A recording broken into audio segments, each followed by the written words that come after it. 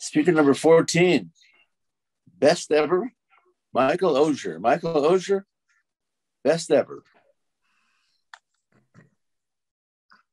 My father, Richard Osur, known as Dick, married my mom in his senior year at Syracuse University in New York. 2 months after graduation, he joined the Army, Corporal Osur.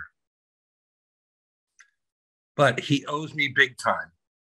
We have pictures of my mom on the ship back from Germany to New York, 9.5 months pregnant with me in June of 1955.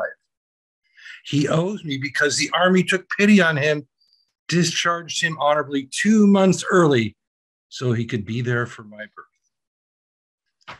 That was the one and only time he ever waited for me. And I wasn't even late. Thinking about my father who died in February of this year, dedication. He was a football, basketball, baseball player. My freshman year of high school, I played defense on the freshman soccer team. He hated soccer. He didn't understand what offsides meant, for those of you who play soccer, but he came to every single game. I'm not sure he understood it, but he was dedicated, and he needed to know that we felt loved and that he came to all those games anyway. Wow. Tolerance. My father was an entrepreneur. He was a Republican. You can imagine how he voted. In high school, I was a long-haired, I had hair. I was a long-haired hippie, ultra left-wing liberal. Oh, when it came to politics, it was pretty dramatic. We couldn't agree on anything. And when I went to Trinity College in Hartford, I majored in philosophy. And he didn't get mad at me. I think he's still waiting for me to open that philosophy store or find a paying job then. I can't imagine. Luckily, I did my master's in business, so I may have recovered from that one. He was set in his ways. He had a famous saying, or infamous saying, being late is a planned event. Sounds like Toastmasters. He had the 5-minute rule, but it was a little different than what we did. If we were going skiing, the car left at 8:30. His 5-minute rule meant you had to be in the car ready to go at 8:25, because at 8:30, he was moving out the driveway. Good luck getting to the mountain skiing. And where I grew up, it was a 45-minute drive to the mountains. Now, if you missed that ride, here's the good part.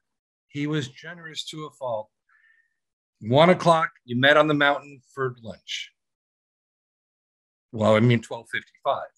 And if you were there, he bought you lunch. Can you imagine what lunch costs on the mountain in Colorado? I didn't have that kind of money. You bet I was there at 12:55. I didn't want to miss that lunch. Because if you had to get a ride and then you'd miss lunch, your day was not going well. He had a saying, though, a family that skis together stays together, and family vacations were paramount to him. We always went on family vacations, whether it was cross country, going across the country, wherever we went, it was a family together so that we would stay together. There was never any confusion about any of that. He was wise. Even as a long-haired hippie philosophy major, he knew that I would have self-respect once I got a job. His philosophy, working cures all ills. He still until he died, he gave advice to my brother about his business side. And he always had that wisdom to give us good guidance, whether it was buying a home, income property, or never getting attached to real estate. When he was done with something, whether it was investment or whether it was a house, he was done. There was no crying, even To this day, he sold a cottage on a lake in upstate New York that nobody could afford now. We never forgave him. And he would just say, we're not talking about it anymore. So that's a smart man. That's how you thrive in real estate. He was relentlessly positive. His favorite book, some of you may know this, Norman Vincent Peale's The Power of Positive Thinking. That was his Bible. He made me read it all the time. And then he would say, this is the best ever, whether it was pizza, whether it was blueberry pancakes, whether it was a day together, it was always the best ever. That book, I read it, but did I take it to heart in time? Over time, I did. But if you always see the positive side, it's amazing how things can happen for the positive.